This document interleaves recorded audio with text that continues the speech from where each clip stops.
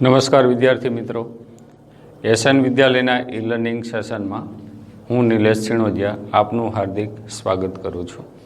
વિદ્યાર્થી મિત્રો, આપણે ધોરણ 10માં આજે ચેપ્ટર નંબર 8 ત્રિકોણમિતીય પરિચય કે ત્રિકોણમિતિનો પરિચય આપણે મેળવીશું. તો ત્રિકોણમિતિ શું છે, ત્રિકોણમિતિનો ઉપયોગ શું?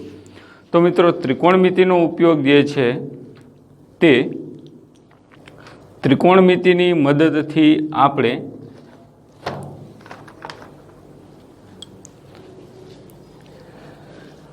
એમાં જે ત્રિકોણમિતિમાં ગણતરી આવે છે એ ત્રિકોણમિતિની ગાણિતિક પદ્ધતિથી આપણે કોઈ અંતર મેળવવું હોય, કોઈ ઊંચાઈ મેળવવી હોય તો એ આપણે ત્રિકોણમિતિનો ઉપયોગ કરી અને મેળવી શકીએ.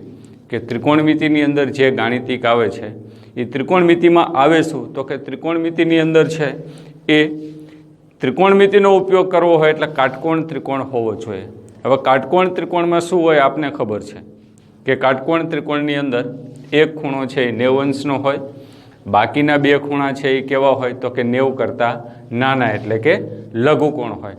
પછી કાટકોણ ત્રિકોણની બાજુઓની આપણે વાત કરીએ તો બાજુઓમાં કાટકોણ ત્રિકોણમાં જે ખૂણો 90 અંશનો હોય એની સામેની બાજુને આપણે શું કહીએ છીએ? કર્ણ કહીએ છીએ. અને એ સિવાય બાકીની બે બાજુઓ. તો આ ત્રિકોણમિતિની અંદર ખૂણા અને બાજુઓનો ઉપયોગ કરવાનો થાય. તો એ ગાણિતિક પદ્ધતિની મદદથી આપણે અંતર અને ઊંચાઈ છે એ શોધી શકીએ છીએ કે ત્રિકોણમિતિની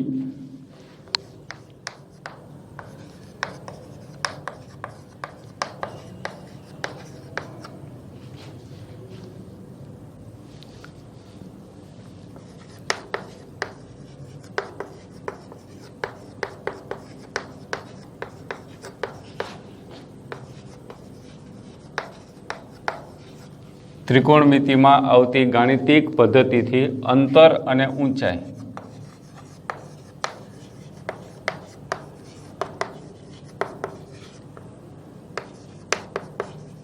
શોધી શકાય છે.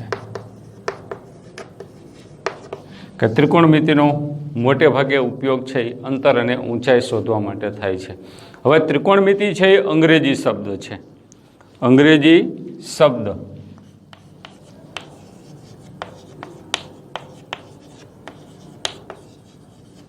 અંગ્રેજી શબ્દ કયો? ટ્રિગોનોમેટ્રી. ટ્રિગોનોમેટ્રી આ જે છે અંગ્રેજી શબ્દ છે ટ્રિગોનોમેટ્રી. આ ટ્રિગોનોમેટ્રી છે એમાં 3 ગ્રીક શબ્દો છે. ટ્રિગોનોમેટ્રીમાં 3 કેવા શબ્દો? ગ્રીક શબ્દો. 3 ગ્રીક શબ્દો કયા કયા? તો આ જો TRI ટ્રી, આનો અર્થ થાય 3. બીજો શબ્દ છે આમાં ગોન, આનો અર્થ થાય બાજુ. અને ત્રીજો છે એ કયો? મેટ્રોન, આનો અર્થ થાય માપ. આ ત્રણેયના સંયોજનથી બને છે. આ જે છે એ ત્રણેયના સંયોજનથી બને છે. ત્રિકોણમિતિ જે શબ્દ છે ટ્રિગોનોમેટ્રી, એ ટ્રિગોનોમેટ્રી 3 ગ્રીક શબ્દો એની અંદર છે. કયા કયા છે? તો આ 3 શબ્દો. આ ત્રણેયનો અર્થ શું થાય છે? તો કે આનો અર્થ થાય 3 બાજુ અને માપ, એટલે કે 3 બાજુઓના માપ, આવો અર્થ થાય છે.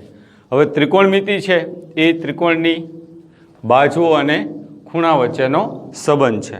ત્રિકોણમિતિ જે છે એ શું છે? તો કે ત્રિકોણમિતિ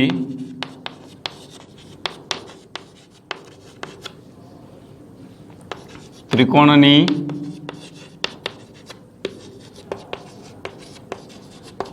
બાજુઓ અને ખૂણાઓ વચ્ચેનો શું છે? સંબંધ છે. આ વસ્તુ છે ત્રિકોણમિતિ. તો ત્રિકોણમિતિનો ઉપયોગ શામાં થાય છે? તો કે અંતર અને ઊંચાઈ મેળવવા માટે. ત્રિકોણમિતિ અંગ્રેજી શબ્દ છે ટ્રિગોનોમેટ્રી. ટ્રિગોનોમેટ્રી 3 ગ્રીક શબ્દોથી બનેલો છે. એમાં ટ્રી એટલે આનો અર્થ 3, ગોન એટલે બાજુ, મેટ્રોન એટલે માપ ના સંયોજનથી આ ટ્રિગોનોમેટ્રી શબ્દ છે એ બનેલો છે. હવે ત્રિકોણમિતિ છે એ ત્રિકોણમિતિ તો કે ત્રિકોણમિતિ જે છે એ ત્રિકોણની બાજુઓ અને એના ખૂણા વચ્ચેનો સંબંધ છે. હવે ત્રિકોણમિતિની અંદર 6 ત્રિકોણમિતીય વિધેયો આવે. કેટલા વિધેયો આવે? ત્રિકોણમિતીય વિધેયો કયા કયા છે?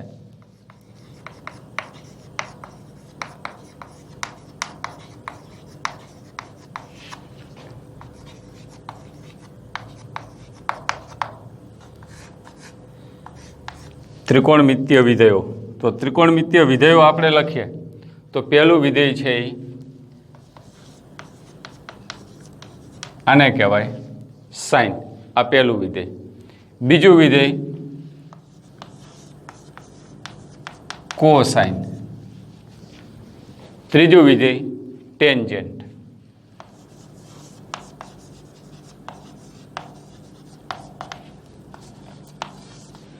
ચોથું વિધેય કોસેકન્ટ, કોસેન્ટ.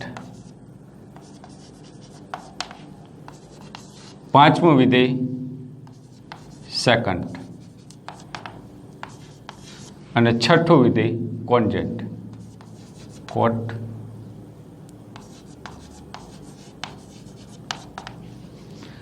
આ 6 ત્રિકોણમિતીય વિધેયો. પણ આપણે આખા પૂરા નામ લખીશું નહીં. ગમે ત્યારે ત્રિકોણમિતિનો ઉપયોગ કરવામાં આવે ત્યારે આને આપણે લખીશું સાઇન, આના માટે લખીશું કોસ, આના માટે લખીશું ટેન, આના માટે લખીશું કોસેક, આના માટે લખીશું સેક અને આના માટે લખીશું કોટ. આ 6 ત્રિકોણમિતીય વિધેયો. 6 ત્રિકોણમિતીય વિધેયો. આપણે આના પૂરા નામ છે એ ક્યાંય લખીશું નહીં, પણ તમને પૂરા નામ ખબર હોવી જોઈએ. આપણે દરેક વખતે દાખલા ગણવામાં ગમે ત્યારે જરૂર પડે ત્યારે આ જે ટૂંકા નામ છે એ ટૂંકા નામનો ઉપયોગ આપણે કરીશું. એમાં સાઇન, કોસ, ટેન, કોસેક, સેક અને કોટ. આ 6 ત્રિકોણમિતીય વિધેયો છે. હવે આ 6 ત્રિકોણમિતીય વિધેયોના સૂત્રો જે છે એ આપણે મેળવવાના છે. તો આ 6 ત્રિકોણમિતીય વિધેયો છે એના સૂત્રો જે છે એ આપણે મેળવીએ તો એના માટે આપણે કાટકોણ ત્રિકોણનો ઉપયોગ કરવો પડે.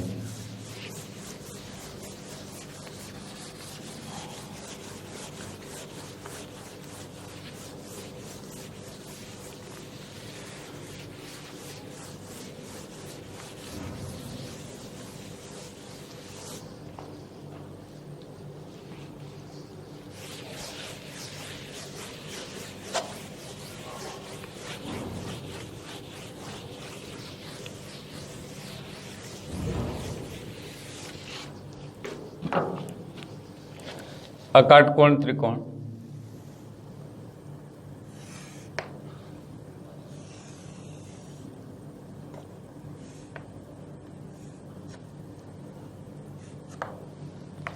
A, B અને C. તો ત્રિકોણ ABC નો જો ત્રિકોણમિતીય વિધેયોનો ઉપયોગ કરવો હોય તો ફરજિયાત કાટકોણ ત્રિકોણ હોવો જરૂરી છે. કાટકોણ ત્રિકોણ હોય તો જ આનો ઉપયોગ થશે, નહીંતર આનો ઉપયોગ થશે નહીં. એટલે આપણે એક કાટકોણ ત્રિકોણ લીધો. કયો કાટકોણ ત્રિકોણ છે? તો કે ત્રિકોણ ABC માં માપ ખૂણો B બરાબર 90. હવે જે ખૂણો 90 અંશનો હોય એની જે સામેની બાજુ હોય એને આપણે શું કહીશું? તો જે ખૂણો સામેની બાજુ હોય એને કહેવાય કર્ણ. એટલે કર્ણ છે કોણ થયો? તો કે AC છે એનો શું છે? કર્ણ છે. તથા ખૂણો B અને ખૂણો C કેવા છે? તો કોઈ પણ ત્રિકોણમાં એક ખૂણો કાટખૂણો હોય એટલે બાકીના જે બે ખૂણા વધે એ બાકીના બે ખૂણા કેવા હોય? લઘુકોણ. તો ખૂણો B છે એ 90નો છે એટલે બાકીના બે ખૂણા કયા વધ્યા? તો કે ખૂણો A અને ખૂણો C. તો આ બે ખૂણા છે એ કેવા છે? લઘુકોણ છે. હવે આપણે જે કોઈ પણ એક ખૂણાનો એટલે બે લઘુકોણ છે એ બે લઘુકોણમાંથી કોઈ પણ એકનો ઉપયોગ કરવાનો. અને એના માટેના સૂત્રો આપણે લખીશું. તો આપણે અત્યારે ધારો કે હું ખૂણો લઈ લઉં, કયો આ ખૂણો એ લઉં, તો હવે ખૂણા એના સંદર્ભમાં આપણે બધી વાત કરીશું. અને ખૂણા એના સંદર્ભમાં શું કરીશું?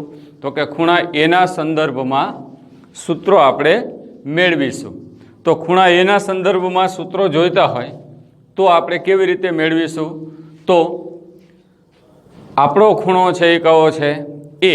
તો હવે ખૂણા એના સંદર્ભમાં ત્રિકોણની બાજુઓની આપણે ચર્ચા કરીએ. તો આ ખૂણો એ, તો આ જે છે એ ખૂણાની કઈ બાજુ થાય મિત્રો? ખૂણા એની કઈ બાજુ છે? તો આ જો ખૂણા એની કઈ બાજુ કહેવાય? એક્ઝેક્ટ એની સામે છે. એટલે આ જે બાજુ છે એને કહેવાય ખૂણાની સામેની બાજુ. તો આ છે એની કઈ બાજુ થઈ? આ જે છે એની કઈ બાજુ થઈ? એટલે આ થશે એની પાસેની બાજુ. અને આને મિત્રો આપણે શું કહીએ છીએ? આ તો છે કાટકોણ ત્રિકોણનો શું છે? કર્ણ છે. એટલે આપણે બે જ બાજુ લખવાની રહે ખૂણાની, કારણ કે એક તો કર્ણ આપેલો છે, બાકીની બે બાજુઓ કઈ થઈ? તો બાકીની બે બાજુઓ તો ખૂણા એની સામેની બાજુ કોણ થશે? તો કે ખૂણા એની સામેની બાજુ બીસી, અને ખૂણા એની પાસેની બાજુ કોણ થઈ? એ બી. તો આપણે અહીંયા લખીએ કે ખૂણા એની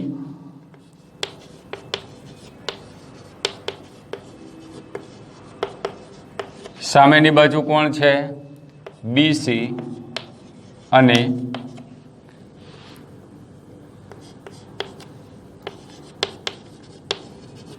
પાસેની બાજુ કોણ છે?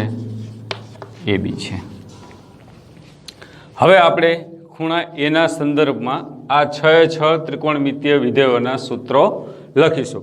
તો પહેલાનું સૂત્ર લખીએ. તો પહેલું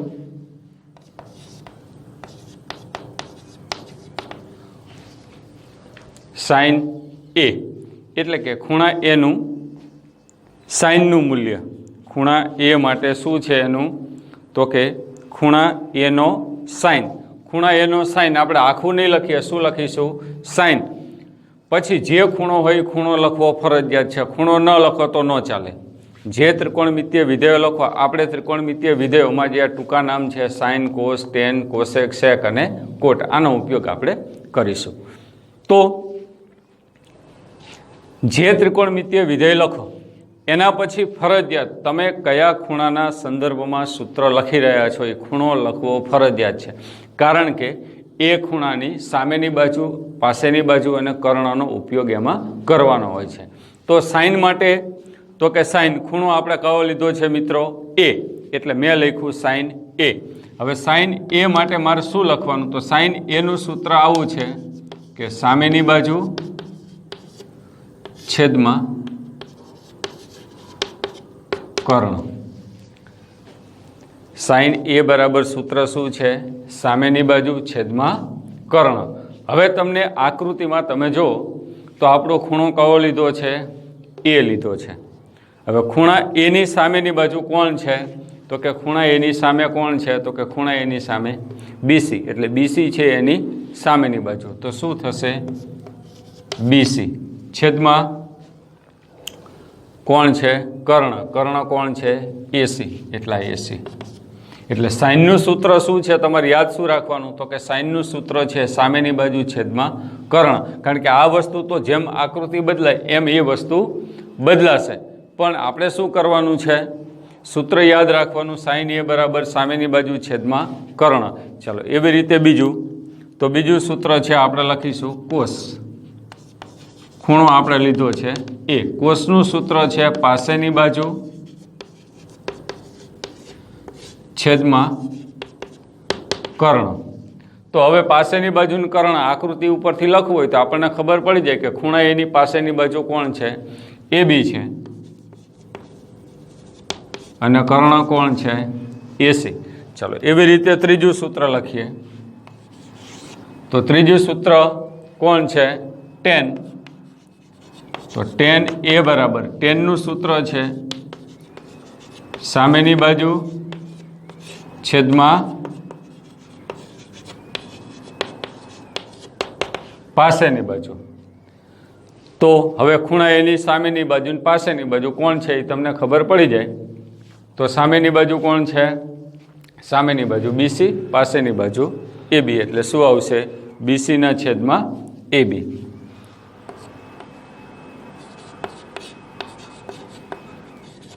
આ 3 સૂત્રો મિત્રો યાદ રાખવાના છે. 3 યાદ રહી જાય એટલે બાકીના 3 યાદ રહી ગયા. સાઇનનું સૂત્ર છે સામેની બાજુ છેદમાં કર્ણ, કોસનું સૂત્ર છે પાસેની બાજુ છેદમાં કર્ણ, ટેનનું સૂત્ર છે સામેની બાજુ છેદમાં પાસેની બાજુ. હવે બાકીના જે 3 છે તો કોસેક. તો કોસેક જે છે એ કોસેક એ બરાબર, કોસેક છે એ સાઇનનું ઉલટું છે.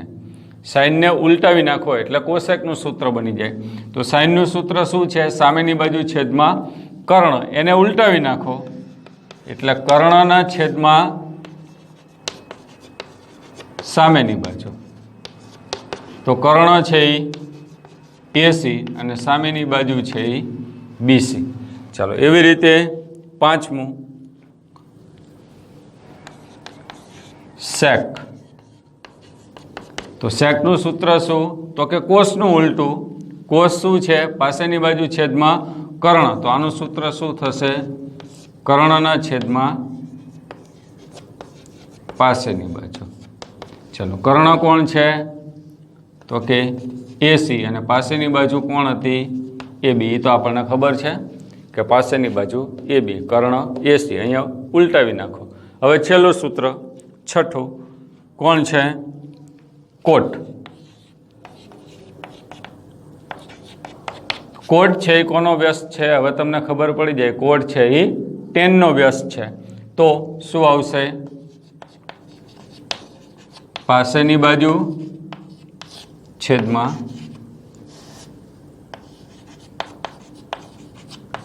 સામેની બાજુ.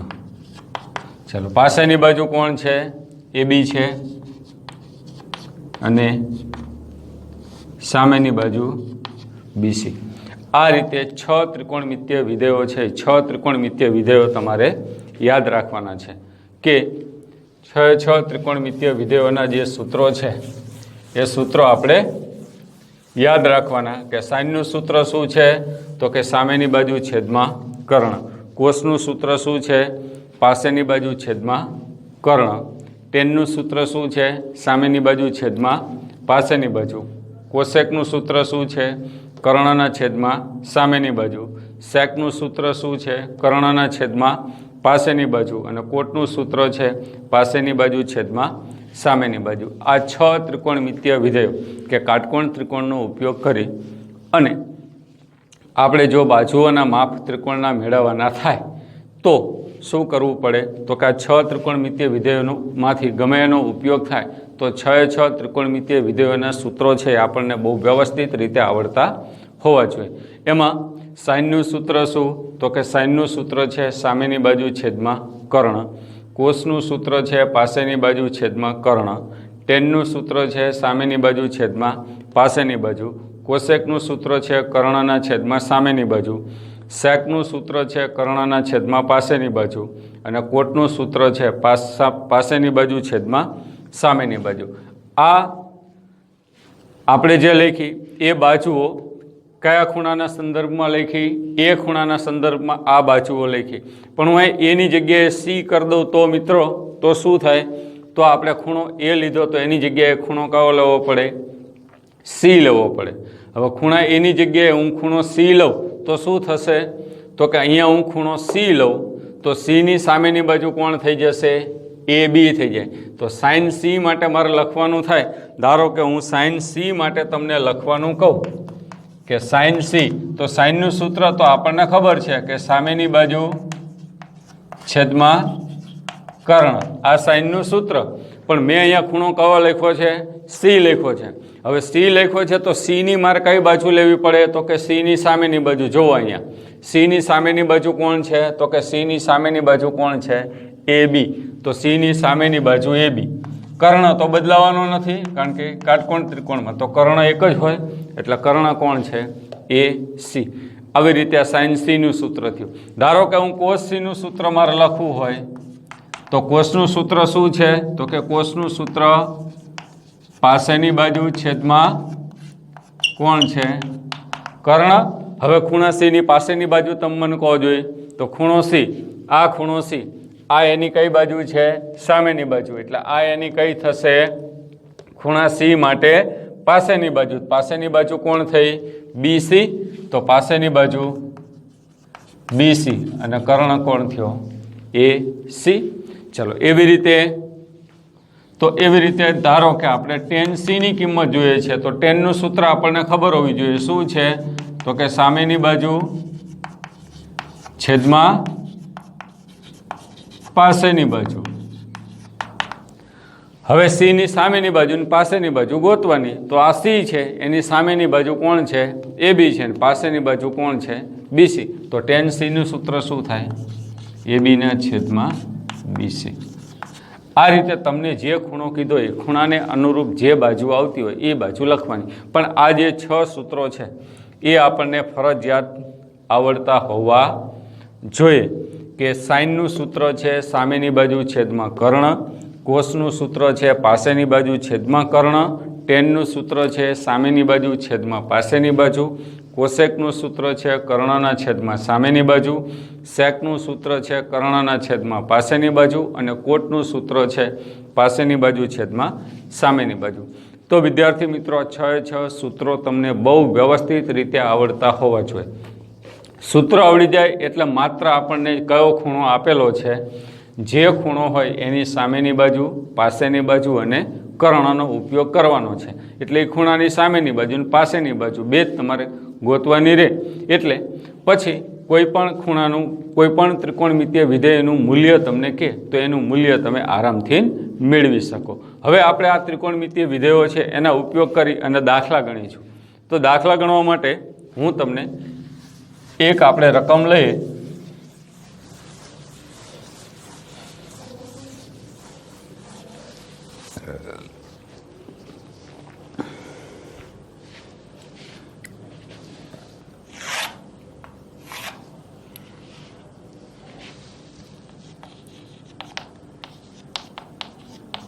સાઇન એ બરાબર 3/4.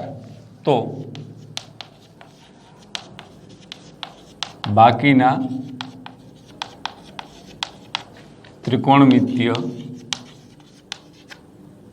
વિધેયો મેળવો અથવા તો ગુણોત્તર મેળવો. તમને એક ત્રિકોણમિતીય વિધેય આપેલું છે. કેની કિંમત આપેલી છે? સાઇન એની કિંમત આપી દીધી છે. સાઇન એ બરાબર કેટલા આપ્યા છે? 3/4. બાકીના એટલે કોસ, ટેન, કોસેક, સેક અને કોટની કિંમત છે એ આપણે મેળવવાની છે. તો બાકીની કિંમત મેળવવી હોય તો ફરજિયાત કાટકોણ ત્રિકોણ હોવો જોઈએ. તો આપણે કાટકોણ ત્રિકોણ લઈએ. તો કાટકોણ ત્રિકોણમાં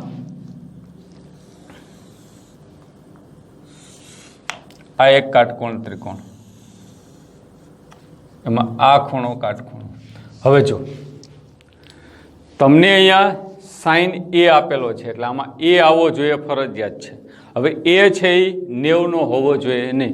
અહીંયા જે ખૂણો આપેલો છે એ અહીંયા આવે નહીં. એ સિવાય તમે એને અહીંયા અથવા અહીંયા બેમાંથી ગમે તે જગ્યાએ લેવાનો.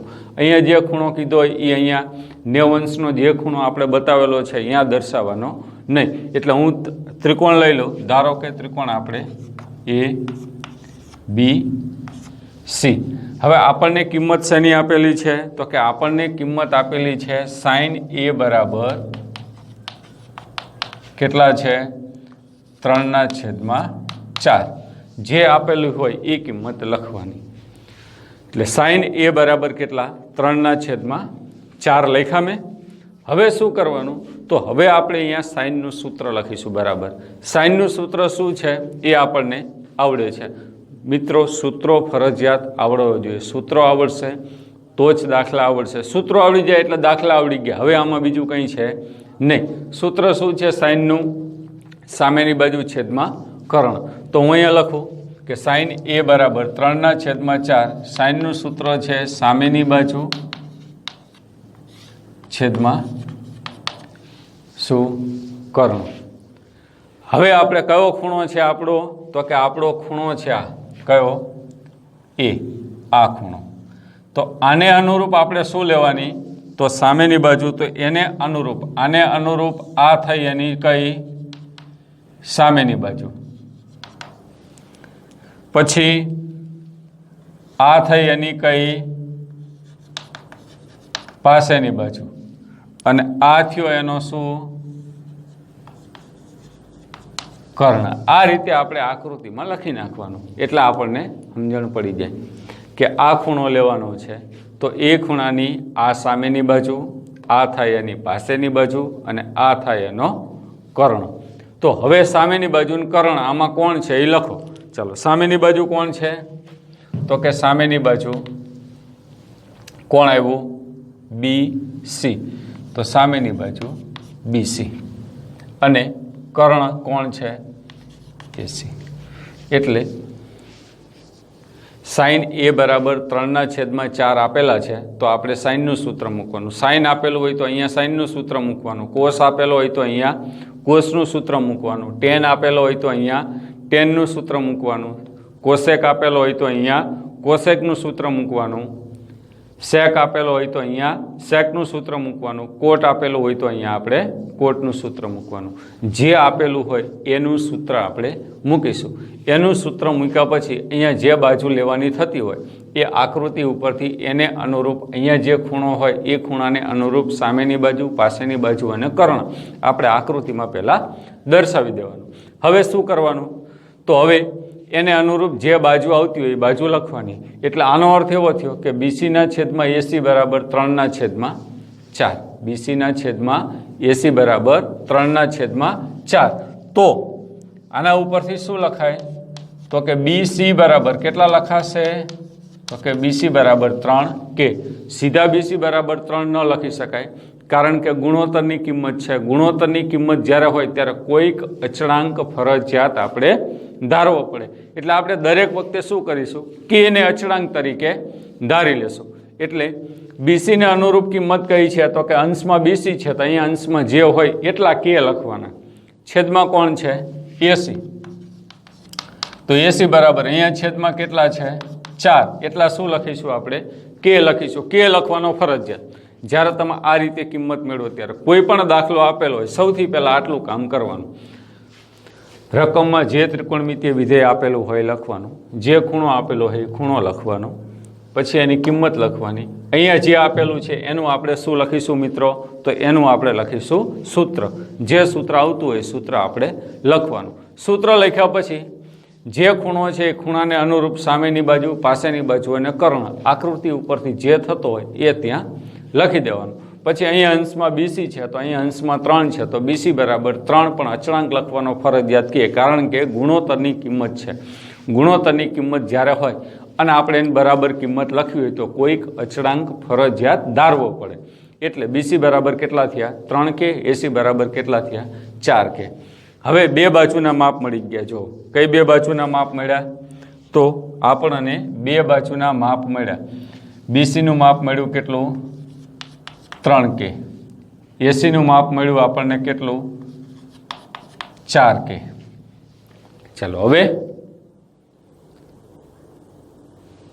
આપણે માપ મેળવીશું કોનું, એબીનું. એબીનું માપ આપણને આપેલું નથી. હવે જો મિત્રો એબીનું જે માપ છે એ માપ આપણે મેળવવું પડશે.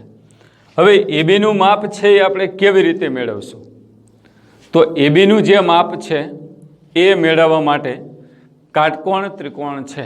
હવે કાટકોણ ત્રિકોણની બે બાજુઓના માપ છે એ આપણને આપેલા છે. બે બાજુઓના માપ આપેલા છે, એના ઉપરથી આપણે કાટકોણ ત્રિકોણ હોય તો પાયથાગોરસનો ઉપયોગ કરી અને ત્રીજી બાજુનું માપ છે એ આપણે મેળવી શકીએ. તો પાયથાગોરસનો ઉપયોગ કરીને આપણે ત્રીજી બાજુનું માપ મેળવીએ. તો કયો કાટકોણ ત્રિકોણ છે, તો કે ત્રિકોણ ABC માં માપ ખૂણો B બરાબર 90 અને AC છે એ શું છે, કર્ણ છે. તો આપણે અહીંયા પાયથાગોરસના પ્રમેયનો ઉપયોગ કરીશું. પાયથાગોરસના પ્રમેય મુજબ શું લખાય? તો કે કર્ણના વર્ગ બરાબર બાકીની બે બાજુના વર્ગનો સરવાળો, અથવા તો બાકીની બે બાજુના વર્ગનો સરવાળો કોના વર્ગ બરાબર થાય? કર્ણના વર્ગ બરાબર.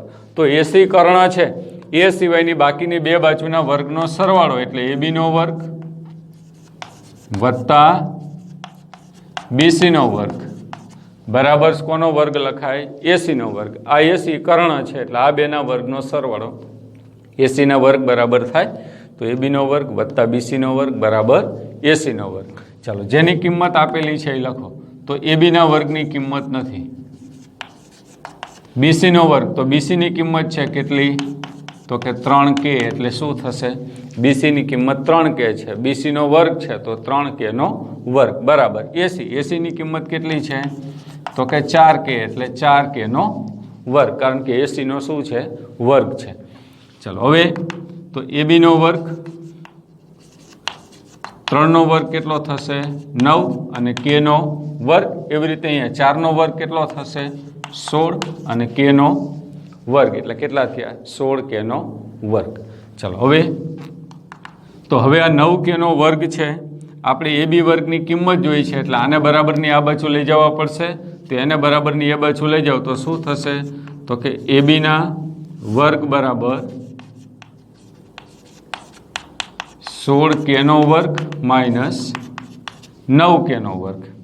ચલો, એબીના વર્ગ બરાબર,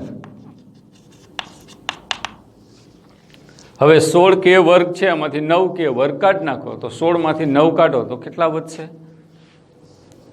તો 7k નો વર્ગ વધશે.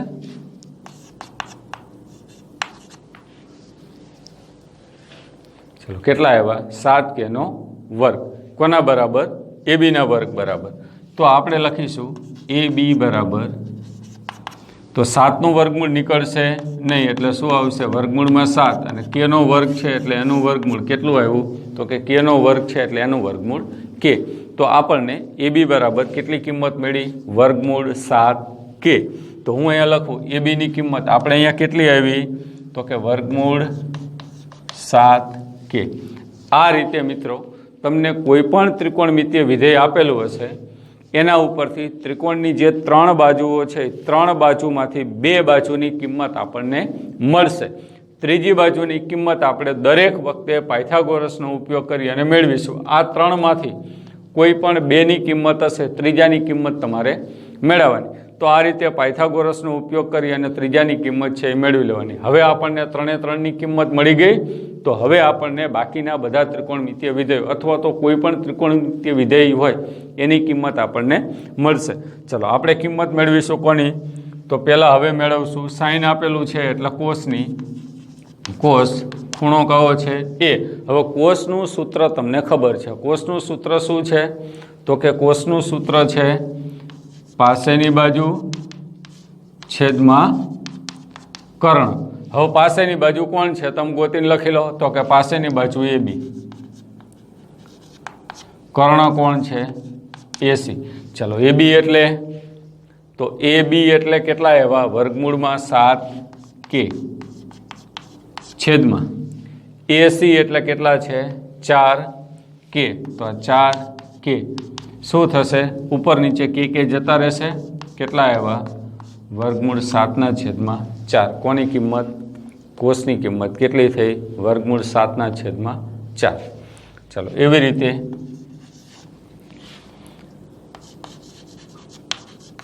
tan a, તો tanનું સૂત્ર શું છે? તો કે tanનું સૂત્ર સામેની બાજુ છેદમાં પાસેની બાજુ.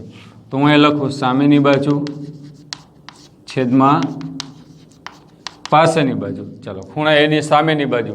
સામેની બાજુ કોણ છે ખૂણાની? બીસી. અને પાસેની બાજુ કોણ છે? એબી. તો બીસીના છેદમાં એબી. ચલો, સામેની બાજુ બીસી કેટલી? 3k. એબી કેટલી? 3k છેદમાં વર્ગમૂળ 7k. ચાલો, k જતા રહેશે. 3ના છેદમાં વર્ગમૂળમાં 7. ચલો, એવી રીતે ત્રીજું કોસેક, તો કોસેકનું સૂત્ર શું છે? તો કે કોસેકનું સૂત્ર કર્ણના છેદમાં સામેની બાજુ, તો કર્ણના છેદમાં સામેની બાજુ. ચાલો, કર્ણ કોણ છે? તો કે કર્ણ છે AC. ચલો, એની સામેની બાજુ કોણ છે? ખૂણા એની સામેની બાજુ છે BC, તો આ BC. ચાલો, AC કેટલા છે? 4K છેદમાં BC કેટલા છે? 3K. K જતા રહે 4 છેદમાં 3. જો સાઈનની કિંમત 3 છેદમાં 4, કોસેક એનો વ્યસ્ત છે એટલે એને ઉલટાવી નાખો તો એની કિંમત કેટલી આવી? 4 છેદમાં 3. ચલો, હવે ચોથું સેક. તો સેકનું સૂત્ર શું છે? સેકનું સૂત્ર કર્ણના છેદમાં પાસેની બાજુ, તો આપણે અહીંયા લખીએ કર્ણના છેદમાં પાસેની બાજુ. કર્ણ કોણ છે? AC. પાસેની બાજુ AB, તો AB. ચાલો, AC કેટલા? 4K. AB કેટલા એવા? વર્ગમૂળ 7K. K જતા રહેશે 4 છેદમાં વર્ગમૂળ 7. ચાલો, પછી વધ્યું પાંચમું કોણ? કોટ. કોટ A બરાબર. ચાલો, કોટનું સૂત્ર શું છે? પાસેની બાજુ છેદમાં સામેની બાજુ. કોટનું સૂત્ર પાસેની બાજુ છેદમાં સામેની બાજુ. તો પાસેની બાજુ આમાં કોણ છે? AB, તો AB છેદમાં સામેની બાજુ કોણ છે? BC. ચાલો, કિંમત મૂકો. AB એટલે કેટલા? તો કે AB એટલે વર્ગમૂળમાં 7K. BC એટલે 3K. ચાલો, K જતા રહે કેટલા એવા? વર્ગમૂળ 7 છેદમાં 3. આ રીતે મિત્રો કિંમત છે એ મળશે આપણને. એટલે કોઈ પણ ત્રિકોણમિતીય વિધેય તમને આપેલું હોય તો એ ત્રિકોણમિતીય વિધેય છે એ લખવાનું. આકૃતિ દોરો એટલે જે ખૂણો આપેલો હોય એ ખૂણાને કાટખૂણો લેવાનો નહીં, એ સિવાય તમે ગમે તે લઈ શકો. આ બે લઘુકોણ છે, એ બે લઘુકોણમાંથી કોઈ પણ જગ્યાએ આને ખૂણા તરીકે તમારે લેવાનો. પછી શું કરવાનું? તો કે જે ત્રિકોણમિતીય વિધેય આપેલું છે એનું સૂત્ર, કયો ખૂણો આપેલો છે એ ખૂણાની સામેની બાજુ, પાસેની બાજુ અને કર્ણ આકૃતિમાં પહેલાં તમારે આ રીતે લખી નાખવાનું, જેથી કરીને આપણી ભૂલ ન થાય. સૂત્ર મૂકો, એને અનુરૂપ એની સામેની બાજુ, પાસેની બાજુનું કર્ણ જે આવતું હોય એ લખવાનું. પછી અંશમાં જે કિંમત છે એ બાજુની કિંમત પણ શું કરવાનું? અચળાંક K ધારી અને લખવો પડે, કારણ કે ગુણોત્તરની કિંમત છે. અને પછી બે બાજુઓના માપ આપણને મળી ગયા. બે બાજુના માપ મળી ગયા એટલે હવે આપણે શું કરીશું? તો આપણે ત્રીજી બાજુની કિંમત છે એ મેળવીશું. તો ત્રીજી બાજુની કિંમત મેળવવા માટે શું કરવાનું? તો કે આપણને દરેક વખતે કાટકોણ ત્રિકોણ હશે, પાયથાગોરસના પ્રમેયનો ઉપયોગ કરી અને ત્રીજી બાજુનું માપ છે એ તમારે મેળવવાનું. એટલે આ રીતે પાયથાગોરસનો ઉપયોગ કરી અને ત્રીજી બાજુનું માપ છે એ પહેલાં મેળવી લેવાનું. હવે ત્રીજી બાજુનું માપ પાયથાગોરસનો ઉપયોગ કરીને તમે મેળવો, પછી એ માપ છે એ આકૃતિમાં લખી નાખવાનું. હવે બાકીના ત્રિકોણમિતીય વિધેયો મેળવવાના કીધા હોય તો બાકીના ત્રિકોણમિતીય વિધેયો મેળવવા માટે આપણે શું કરીશું? તો જે વિધેયો લખો એના જે સૂત્રો છે એ સૂત્રો આપણે લખવાના. એ સૂત્રો તમે લખો અને એની જે અનુરૂપ કિંમત આવતી હોય એ કિંમત લખવાની. એટલે આ રીતે વિદ્યાર્થી મિત્રો જે છે એ આપણે ત્રિકોણમિતીય વિધેયોના દાખલા ગણીશું. આ એક દાખલાનું મેં તમને અત્યારે ઉદાહરણ ગણાવ્યું. આવા આપણે બીજા દાખલા હવે પછીનો જે નેક્સ્ટ લેક્ચર આવે એમાં આપણે આ પ્રકારના દાખલા ગણતા શીખીશું. પણ એ પહેલાં તમારે શું કામ કરવાનું છે? તો તમારે સૌથી પહેલું કામ 6 ત્રિકોણમિતીય વિધેયોના જે સૂત્રો છે કે સાઇનનું સૂત્ર સામેની બાજુ છેદમાં કર્ણ, કોસનું સૂત્ર પાસેની બાજુ છેદમાં કર્ણ, ટેનનું સૂત્ર સામેની બાજુ છેદમાં પાસેની બાજુ, કોસનું સૂત્ર કર્ણના છેદમાં સામેની બાજુ, સેકનું સૂત્ર કર્ણના છેદમાં પાસેની બાજુ, કોટનું સૂત્ર પાસેની બાજુ છેદમાં સામેની બાજુ. આ 6 સૂત્રો છે એ ફરજિયાત આવડતા હોવા જોઈએ। સૂત્રો આવડશે એટલે મિત્રો દાખલા તમને તરત આવડી જશે, કારણ કે બે બાજુના માપ તો હશે જ, પાયથાગોરસથી ત્રીજી બાજુનું માપ મેળવવાનું, પછી તો સૂત્રથી ખાલી માત્ર કિંમતો લખવાની છે, એટલે સૂત્ર ફરજિયાત છે એ આવડતા હોવા જોઈએ। એટલે હવે આ રીતના આપણે વધારાના જે દાખલાઓ છે એ આપણો આના પછીનો જે નેક્સ્ટ લેક્ચર આવે એની અંદર ગણીશું। ત્યાં સુધીમાં તમારે સૂત્રો ફરજિયાત તૈયાર કરી અને રાખવાના છે। નમસ્કાર।